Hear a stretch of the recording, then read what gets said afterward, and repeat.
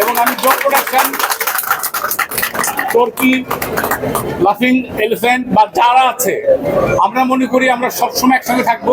It's a new experience আমার career লাইফে। আপনাদের সবাইকে নিয়ে আরো কঠিন কঠিন সুন্দর সুন্দর ভালো ভালো কাজ আমরা করতে চাই। Love you all. Love you all. যেহেতু আমরা প্রথম দিন থেকে তন্ত্র পাইছি, অন্যান্য সবাইকে পাচ্ছিলাম, একদিন যমুনা ফিচার পার্কে তন্ত্র ভাইরা বলেই গেলেন যে আপনি নাকি বিছানায় শুয়ে যখন রিভিউ দেখছিলেন, তারা যখন পরবর্তী দেখছো আপনার কাছে গেল, তাদের জড়িয়ে কান্নাও আমি আমার কাছে গেছে ও গেছে, যাওয়ার পরে ও দেখার পরে ওকে দেখে আমার মনে হলো কি যে কিভাবে নেবেন জানি না, ভুল ত্রুটি হলে ক্ষমা সুন্দর দৃষ্টিতে দেখেন।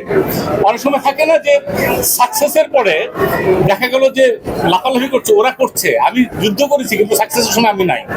আমার কাছে ওটা মনে হচ্ছে, ওকে দেখে মনে হচ্ছে যে আমার রিলে রেস, আমার কাজটা করেছে।